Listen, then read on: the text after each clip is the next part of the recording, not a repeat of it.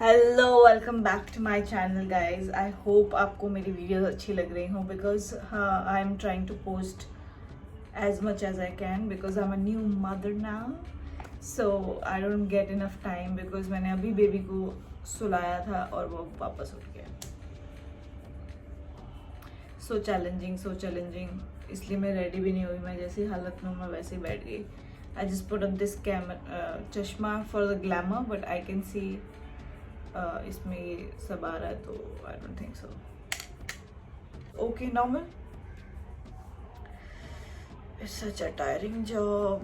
Being a mother is such a tiring job. I can't tell you enough. I mean, जो mothers होंगी, they can relate it to me. It's not an easy journey. Baby still crying. Okay.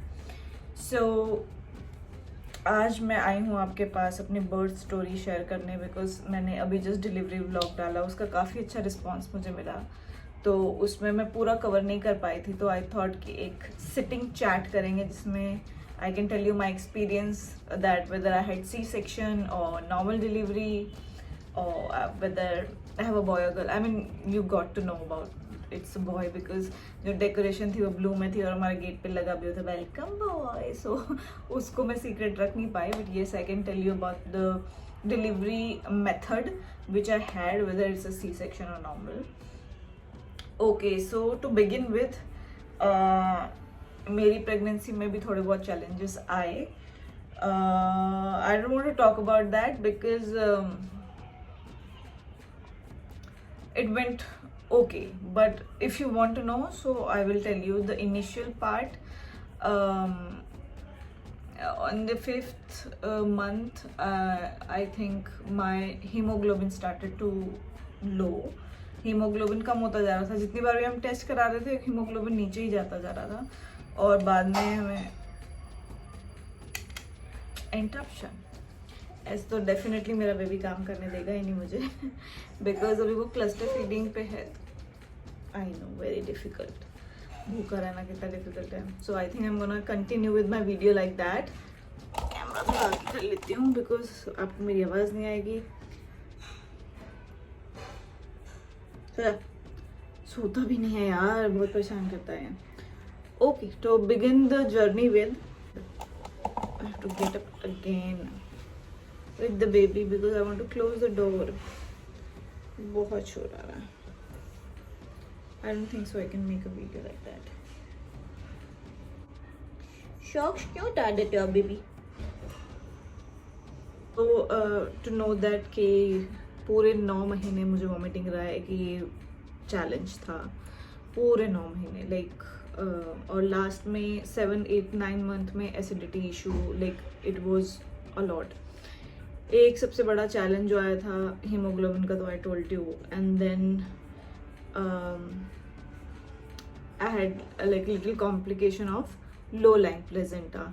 Low lying placenta अगर आपको नहीं पता तो वो ये रहता है कि इसमें जो प्लेजेंटा रहता है वो नीचे की तरफ होता है, जहाँ पे बेबी बर्थ कनाल जहाँ उसकी ओपनिंग होती है उसके पास अगर आपका प्लेजेंटा चला जाता है तो it's very crucial and very critical for the mother and the baby. So मुझे बेड रेस्ट था ऑलमोस्ट। सो वो हमने काफ़ी डर के निकाला वो टाइम एंड मैं वॉक नहीं करने जा सकती थी, मैं ज़्यादा देर खड़े होके नहीं कर सकती थी, बात नहीं कर सकती थी, कुर्सी पे बैठ के करती थी और ट्रैवल बिल्कुल मना कर दिया था। तो ये सब चैलेंजेस जो थे वो हुए और भगवान की दया से the whole pregnancy was smooth enough. But the worst part was that कि हमें लग रहा था कि डिलीवरी जल्दी हो जाएगी तो हमने डॉक्टर को बोला तो उन्होंने 37 वीक पे मुझे एक इंजेक्शन लगाया था जिससे बच्चे के लंग्स की मैच्योरिटी हो जाए।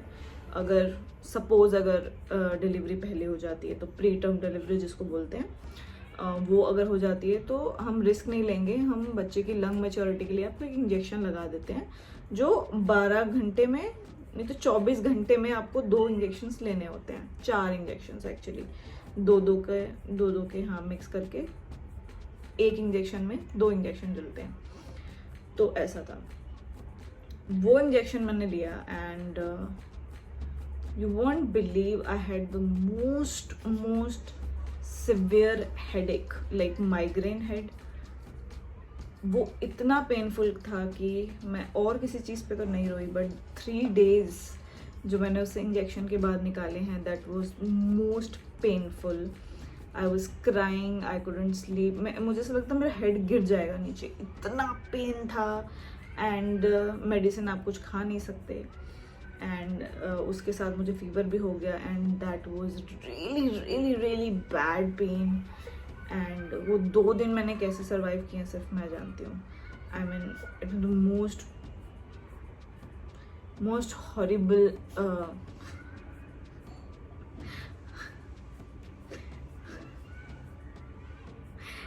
क्या ले रहा हूँ बीच में. Most horrible pain it was. Okay, so the pregnancy journey was this. And अगर मैं आपको डिलीवरी की बात बोलूँ तो अभी तक नॉर्मल होने का ही था, बिकॉज एट द 8-9 के पास मेरा प्लेजेंटा जो है ऑटोमेटिकली ऊपर चला गया था. तो हमें थोड़ा रिलीफ मिला उससे. तो नॉर्मल डिलीवरी का ही था. एंड मोमेंट तक हमें 2 बार डॉक्टर ने भेज भी दिया था, जो आपने मेरे डिलीवरी व्लॉग में देखा भी होगा. 2 बार घर भेज दिया था बिकॉज नॉर्मल के चांसेस थे. तो इसलिए उन्होंने मुझे थोड़ा वेट करने को भी बोला था कि अगर नॉर्मल हो रहा है तो सिजेरियन क्यों करना है ना, तो आप नॉर्मल का ही वेट कीजिए. बट जिस दिन डिलीवरी थी उन्होंने मुझे लेबर इंड्यूस किया. उसके बाद जो पेन स्टार्ट हुए, क्योंकि आर्टिफिशियल पेन्स जो होते हैं वो नेचुरल से ज़्यादा वर्स्ट होते हैं. तो I was in lot of pain. Like I can't even tell you enough how horrible it was.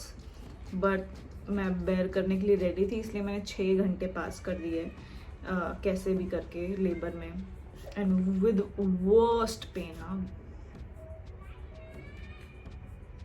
What is wrong with you?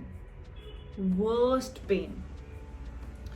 तो लास्ट में उन्होंने मुझे 2-3 बार चेक किया डायलेशन, बट सर्विक्स का जो ओपनिंग था वो ओपन हो ही नहीं रहा था. तो इसलिए it was like very horrible pain. तो जब लास्ट तक 6 घंटे के बाद भी सर्विक्स ओपन नहीं हुआ, तो उसके बाद डॉक्टर ने बोला कि अब हम चांस नहीं ले सकते, अब हमको सी सेक्शन करना ही पड़ेगा, because it's a lot of pressure on baby. और तो हमें सी सेक्शन की तरफ ही जाना पड़ा. But it went smooth and I God bless with the baby boy. But it wasn't a very cool journey because that day I experienced the most pain in my entire life till now. It was really really horrible, but yeah, I mean मेरे को सब कुछ अच्छा ही होता है, because मुझे post जो healing process है आफ्टर सी सेक्शन के बाद, उसकी रिकवरी थोड़ी ज़्यादा लंबी होती है. तो आई न्यू दैट कि मुझे स्कार नहीं चाहिए अपनी बॉडी पे. और I am quite a strong girl, तो मैं अपना इजीली जो है वो पेन बेयर कर लूँगी. बट जब 2-3 घंटे के बाद जो पेन जैसे से बढ़ रहे थे, ओ माय गॉड, उस समय मैं ऑलमोस्ट गिव अप करने के उस पर थी. बट जब कोई मतलब मोटिवेशन ही नहीं आ रहा था, बिकॉज अगर मेरा सर्विक्स थोड़ा बहुत भी खुला होता तो मैं शायद थोड़ा और वेट कर लेती. बट सर्विक्स खुल ही नहीं रहा था और इतना पेन बेयर करने का कोई सेंस बन नहीं रहा था कि जब मुझे दोनों ही वो चीज़ करने हैं तो मैं क्यों ना नॉर्मल मतलब बेहोश होके बाहर बच्चा निकाल ही लूँ. तो वही हमने किया. During the operation I remember मेरे होश आ जा रहे थे और मेरा बीपी बढ़ा हुआ. ओके, तो during the operation I remember कि मेरे होश आ जा रहे थे और मैं थिएटर बेड पे थी. तो मैंने वो अपना जहाँ पे बीपी और वो पल्सेस का वो मॉनिटर रहता है वो देखा और मेरा बीपी बढ़ा हुआ था. तो उसके साथ क्या प्रॉब्लम हो रहा था कि बीपी के साथ क्या इशू हो रहा था कि आई वांटेड नॉर्मल की मतलब नॉर्मल डिलीवरी में तो इशू हो गया, बट अब सी सेक्शन में कोई इशू ना आ जाए. तो मैंने अपने माइंड को जो है डाइवर्ट करना शुरू किया. So I was singing a song and the most stupid song वो मैं गा रही थी during that process. It was रूप सुहाना लगता है Chandpura. I mean that's funny, but that helped in my delivery. So I was just like making funny things. जो भी था वो बस मेरे दिमाग में चल रहा था कि बस फटाफट हो जाए ये. And within 15 minutes I just had a baby and the doctor congratulated me कि मुबारक को लड़का हुआ है. And I was like because we were prepared for the baby girl because all the symptoms जो मेरे थे वो baby girl के थे. And हमने shopping भी mostly pink में की. Can you see the कम्बल also? It's white and pink. So when I got to know कि it's a boy, I was like okay. Then I got relaxed. Okay, it's a relief for me because I don't have a brother and I lost my father also 4 years ago. So it came in like blessing in disguise that I got blessed with the baby boy. Thank you so much for that. और baby girl भी होते तो we would have been like thrilled for that because आजकल वो ज़माना रहा नहीं है जहाँ पे लड़का लड़की में फ़र्क किया जाए. और ऐसे भी कोई हम वो तानाशाह तो लग नहीं रहे जो गद्दी संभालने के लिए लड़का आ गया तो हमें कुछ अलग फील होगा. It's not like that. बल्कि आजकल तो लड़कियां भी काम कर रही हैं, नाम रोशन कर रही हैं अपने माँ बाप का. सिमिलर विद मी, मुझे भी घर से बाहर निकलना पड़ा नाम कमाने के लिए. और सिमिलर लड़के भी नहीं रहते हैं घर पे, वो भी नाम कमाने के लिए, पैसा कमाने के लिए घर से बाहर जाते हैं. तो ये सिर्फ सोच के ऊपर है. I think there is no difference between girl and a boy. अगर आपको डिफरेंस करना है तो आप कर सकते हैं. दैट इज़ आपकी सोच है, वो उसको आप चेंज नहीं कर सकते. बाकी हमारे लिए एक हेल्दी बच्चा आया, वो सबसे ज़्यादा ब्यूटीफुल और रिलीविंग फीलिंग थी. बस उससे हमें खुशी ज़्यादा मिली. सो yeah that was the case. और जब वो मुझे स्टिच कर रहे थे वापस तो मुझे वो कुछ वीडियोस याद आ गई जहाँ पर आपके पेट में कुछ औजार रह जाते हैं, वापस आना पड़ता है, टावल रह जाता है, सुई रह गई, कैंची रह गई, डॉक्टर की घड़ी रह गई अंदर. तो ये सब फालतू चीज़ें आ रही थी मेरे दिमाग में. एंड तो मैंने जो डॉक्टर्स मुझे स्टिच कर रहे थे, आई टोल्ड देम कि प्लीज़ अपने औजार वगैरह जो भी हैं, वेट, प्लीज़ जो अपने औजार हैं वो निकाल लेना. And they started laughing. तो दे सेड कि मैम हमारे काउंट रहते हैं, आपका इतना मेजर ऑपरेशन चल रहा है और आप कॉमेडी कर रहे हो. I was like no, I am serious, it's not a comedy. I just really want you to count everything before you stitch me up because I don't want to come back here. So she is like don't worry about that. हम लोग जितने भी हैं, हमारे जो items है, जो भी इनके जो औजार वगैरह रहते हैं, वो हमने काउंट कर लिए हैं. And then I came back in the room and but C-section का ये होता है कि मेरे को अगले दिन बेबी को उठाने मिला. that was a feeling a little this thing, but I'll show you the image. I mean I can't express that feeling. एक ही फोटो में आपको बहुत सारे इमोशन दिखाई देंगे and I think that is enough for that to calculate कि मैं उस समय क्या फील कर रही होंगी. एंड C-section के बाद 6 आवर्स में आपको उठा देते हैं और वॉक करना होता है. फर्स्ट पी, कैथेटर निकालना and all of these things, this are little miserable things. But yeah I am fully recovered now. I am recovering still, I am healing. So it's a beautiful thing. Yeah so that was my C-section story.